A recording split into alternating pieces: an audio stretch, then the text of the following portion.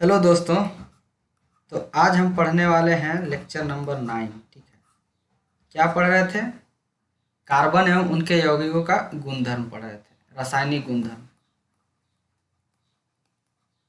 ठीक है, रासायनिक गुणधर्म हम पढ़ रहे थे। तो क्या कर रहे थे, रासायनिक गुणधर्म जानने के लिए क्या करते थे कि हम कार्बन का जो यौगिक सब है उनको हम अलग अलग तरह से अभिक्रिया करा के देखते थे। कभी ऑक्सीकरण करते, तो कभी उसको दहन करते थे। ठीक है, उसको आग में जला, उसको हीट करते थे, तब देखते थे कि क्या होता है।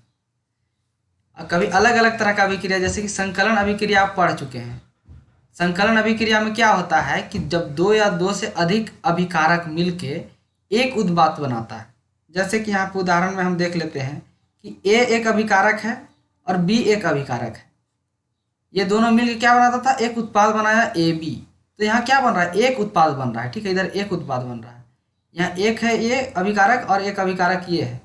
दोनों मिला के कितना हो गया, दो अभिकारक हो गया और ये एक अभिकारक। ठीक है, तो इसी को बोलते हैं संकलन अभिक्रिया। ये हम पहले भी पढ़ा चुके हैं, फिर से रिवाइज करा दिए एक तरह से। इसको संयोजन अभिक्रिया भी कहा जाता है।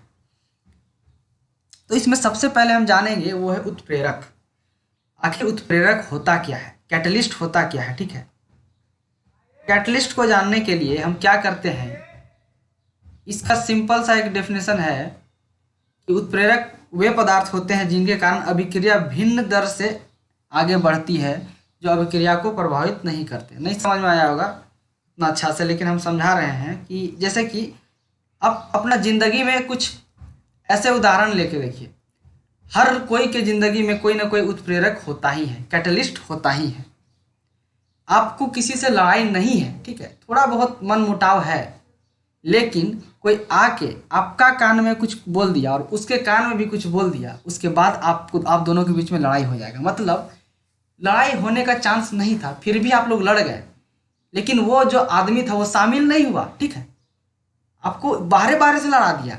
मतलब समझे, आप कैटलिस्ट का काम किया, उत्प्रेरक का काम किया है। ठीक है, उसी तरह से कोई भी अभिक्रिया होता है। ठीक है, कोई भी अभिक्रिया है, उसमें हम अगर मान लेते हैं, देखिए एक अभिकारक ए है और एक अभिकारक बी है। ठीक है, और ये क्या बनाता है, उत्पाद क्या बनाता है, ए बी बनाता है। ठीक है, हम जानते हैं कि ये अभिक्रिया होने में हमको 5 घंटा लग रहा है। ठीक है भाई साहब, 5 घंटा लग रहा है। हम चाह रहे हैं 5 घंटा नहीं, 2 घंटा में हम कराना चाहते हैं अभिक्रिया।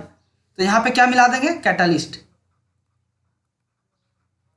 कैटलिस्ट अगर डालेंगे, उत्प्रेरक डालेंगे, तो अभिक्रिया को तेज कर देगा। ठीक है, उसी तरह से जिस तरह से हम जिंदगी में मनमुटाव था तो लड़ाई कर लिए, कान भर दिया, तो इसका काम यही होता है। लेकिन ये इसमें भाग नहीं लेता है, इसके कारण कोई नया उत्पाद नहीं बनता है। जो दोनों अभिकारक के बीच अभिक्रिया होने के बाद जो उत्पाद बनता है वही उत्पाद बनता है, लेकिन जल्दी बन जाता है। ठीक है, यहाँ पे देखिए, तो इसका ये क्या करता है, स्पीड को नियंत्रण करता है कैटलिस्ट। तो उसका उदाहरण में क्या हो गया, एक निकेल हो गया, एक पैलेडियम। दो उदाहरण हम ले रहे हैं। अब देखिए, जो निकेल है या फिर पैलेडियम है, ये भी तो एक तत्व है, ये भी एक एलिमेंट है। तो हो सकता है कि इसको अगर हम डाल रहे हैं तो जो अभिकारक लिए उसके साथ अभिक्रिया करके नया उत्पाद बना ले, लेकिन ऐसा नहीं करता है। इसी को हम लोग क्या बोलते हैं, उत्प्रेरक, कैटलिस्ट। जब भी आप देखिए किसी भी अभिक्रिया में कुछ डाला जाता है, अगर वो चीज़ उस अभिक्रिया का में भाग नहीं ले रहा है, ठीक है, तो वो क्या कहलाएगा, वो उत्प्रेरक कहलाएगा, कैटलिस्ट कहलाएगा। आगे बढ़ते हैं, इनका इस्तेमाल देखते हैं। पैलेडियम और निकेल का उस इस्तेमाल कहाँ कहाँ पे होता है। तो यहाँ पे जैसे कि देखिए, हाइड्रोजन असंतृप्त हाइड्रोकार्बन होता है। असंतृप्त का मतलब समझे ना, याद है कि नहीं, भुला गए होंगे। यहाँ देखिए थोड़ा सा लिख देते हैं कि जैसे कार्बन दो है, दोनों के बीच डबल बॉन्ड है, फिर दो कार्बन है, दोनों के बीच 3 गो बॉन्ड है, और 2 कार्बन है, दोनों के बीच 1 बॉन्ड है। यहाँ पे हाइड्रोजन होगा बाकी सब बॉन्ड में। तो यहाँ देखिए ये वाला जो है, ये कार्बन कार्बन के बीच कितना बॉन्ड है, 1 बॉन्ड है, तो ये क्या हो गया, संतृप्त हो गया। ठीक है, ये संतृप्त हो गया। ये 3 बॉन्ड है, ठीक है, कार्बन कार्बन के बीच, ये हो गया असंतृप्त। डबल बॉन्ड वाला भी हो गया असंतृप्त। ठीक है, तो इसमें जितने भी असंतृप्त हाइड्रोकार्बन होते हैं उनमें हाइड्रोजन जोड़ने के लिए हम हाइड्रोजन जोड़ने के निकेल और पैलेडियम का इस्तेमाल करते हैं।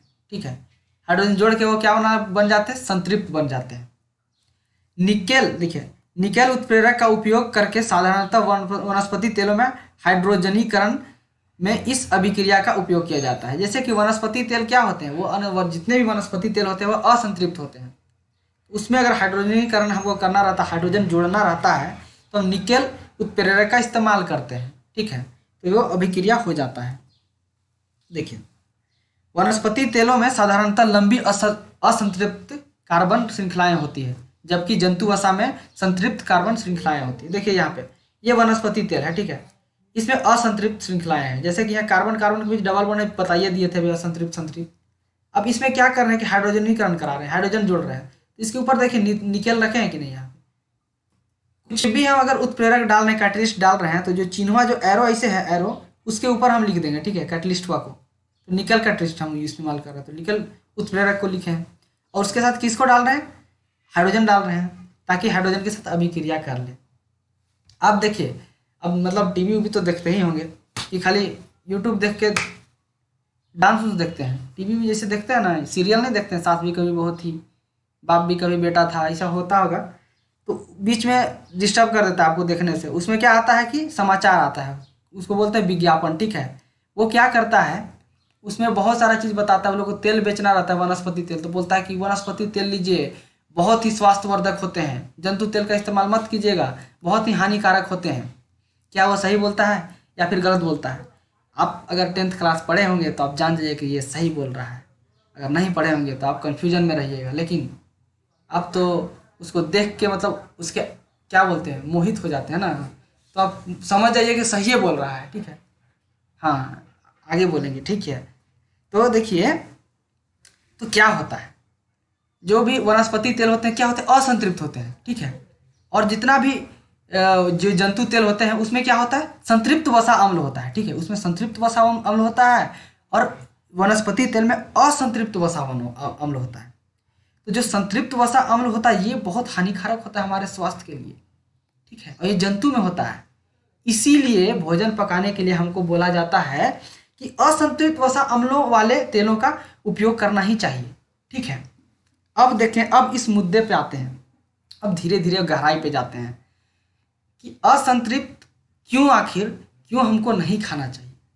ठीक है, आगे देखिए, आप कोलेस्ट्रोल जानते होंगे, नहीं जानते होंगे तो नाम सुने होंगे, जिसको पित्त सांद्रव कहते हैं। ठीक है, ये क्या होता है कि हम लोग का जो धमनी होता है ना, धमनी नहीं जानते होंगे, आगे भी पढ़िएगा थोड़ा। धमनी होता है जो खून के माध्यम से, ठीक है, खून के माध्यम से हमारे शरीर तक, शरीर के हर एक कोने तक, हर एक सेल तक खाना को पहुंचाता है। ठीक है, खून को पहुंचाता है। तो देखिए धमनी का शेप ऐसा है, इस तरह से। ये क्या है, हमारा धमनी है। यहाँ पे देख ले रहे हैं, यहाँ पे देख रहे हैं धमनी है। आजकल के छोटा छोटा बच्चा लोग तो विश्वास ही नहीं होता है ससुरा। एकदम साला कोई लड़की धोखा दे दी, मतलब कुछ बात नहीं करने लगी तो बोलता है कि हम नस काट लेंगे। ठीक है, अरे नस काहे काटता है, काटना है तो धमनी काटो, तब ना खून निकलेगा, तब मरेगा। ऐसे नहीं मरता आदमी लोग। ठीक है, तो यहाँ देखिए धमनी है, तो यहाँ से देखिए पहला जैसे उदाहरण दिया, इसमें खून बढ़िया से जा रहा है। ठीक है, इसको कोई रोक टोक नहीं। अब देखिए ये वाला जो कोलेस्ट्रॉल, इसी को बोलते हैं, जो जम गया है यहाँ पे बिचवा में, इसको बोलते हैं कोलेस्ट्रॉल। अब देखिए यहाँ से खून को जब जाना रहेगा, उसके लिए रास्ता कितना बचा, बहुत छोटा पतला रास्ता बचा। और खून को वहाँ तक पंपिंग कौन करता है, वो करता है आपका दिल। लड़का लोग का दिल टूट जाता है, फूट जाता है, दिल नहीं टूटता है। ठीक है, अब बोलता है कि दिल दर्द कर रहा है। दिल दर्द करने के पीछे एक कारण जो साइंटिफिक मतलब विज्ञान जो बोलता है, वो कारण क्या हो सकता है। एक कारण आपको बता रहे हैं, बहुत से कारण हो सकते हैं, लेकिन एक कारण ये हो सकता है कि ये कोलेस्ट्रॉल का जमना।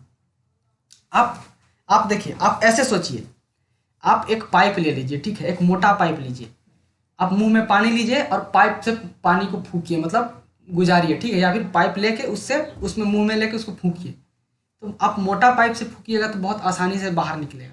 लेकिन आप एक पतला पाइप ले लीजिए, या फिर वही उसी पाइप में कुछ चीज़ घुसा दीजिए, डाल दीजिए। ठीक है, अब उसके बाद फूकिए, तो आपको बहुत ज़्यादा जोर लगाना पड़ेगा।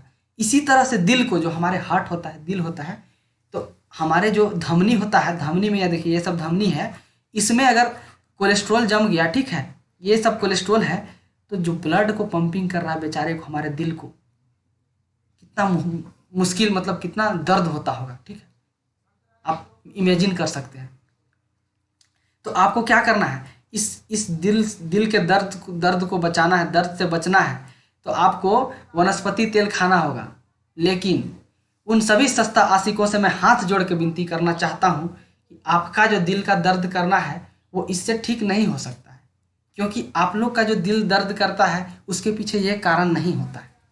आप लोग इतने भ्रम में रहते हैं कि बेवजह मतलब बिना कोई कारण के आपका दिल दर्द करने लगता है। आप लोग क्या बोलते हैं, दिल टूट गया, दिल बर्बाद हो गया, दिल छूट गया। अरे दिल टूट जाएगा तो ऊपर जाएगा, स्वर्ग जाएगा रे, खूने नहीं तुम्हारा ट्रांसफर होगा, कैसे जिंदा रहेगा? हाँ, बोलता नस काट लेंगे। नस काटेगा तुम लोग? काटना धमनी काटो, तब पता चलेगा। धमकी देता है छोटा छोटा बच्चा लोग। कहाँ जा रहे हो तुम लोग, बताओ तो। छोड़िए, बहुत आगे बोल दिए। तो आप लोग समझ गए होंगे यहाँ पे कि कोलेस्ट्रॉल क्या होता है और क्या उसके कारण हमको दिक्कत क्या होता है। इसके कारण हम लोग का धमनी जो होता है, धमनी में थोड़ा दर्द करने लगेगा, दिक्कत होगा, उसको परेशानी होने लगेगा रास्ता में। आप ये अब देखिए कोलेस्ट्रॉल बहुत ज़्यादा हो जाता है, देखिए यहाँ पे ब्लॉक कर दिया, ठीक है, बंद कर दिया। अब यहाँ पे ब्लॉक हो गया, इधर खून पार नहीं हो रहा है, ठीक है। तो ये जो धमनी जिस सेल के पास खून को ले जाना चाहता है, तो वो सेल के पास खून नहीं जाएगा, उसके पास खाना नहीं जाएगा, तो क्या होगा, वो सेल मर जाएगा, डेड हो जाएगा। तो जिससे आपको शरीर को नुकसान ही होगा। अब देखिए आगे बढ़ते हैं, कुछ वनस्पति तेल का उदाहरण भी दे देते हैं। ये देखिए यहाँ पे आप ये सब देखे होंगे, सोयाबीन का तेल भी है, वनस्पति तेल है, ये सब नाम। लौंग का तेल भी वनस्पति तेल होता है। इसका फायदा भी दिया है, क्या क्या फायदेमंद है, दांत के लिए फायदेमंद, मजबूत क्या लिखा है, प्रतिरक्षा प्रणाली, बेहतर पाचन तंत्र, ये सब के लिए आप, ये इतना सारा फायदा है इसका वनस्पति तेल का, आप खा सकते हैं, ठीक है, आराम से। इसको स्किन के लिए भी इस्तेमाल किया जाता है वनस्पति तेल को। तो ये तो अलग मैटर हो गया, लेकिन वनस्पति तेल को हम किस लिए नहीं खाने बोल रहे थे, आप समझ गए होंगे। ये स्किन जब बहुत सुंदर दिखना है, गोरा दिखना है, लड़की नहीं पट रही, तो आप इस्तेमाल कर सकते हैं, ठीक है। वो बाहरी दिखावा है, ठीक है। तो आज का लेक्चर यही हुआ, ख़त्म करते हैं, मिलेंगे अगले लेक्चर में। जय हिंद, जय भारत।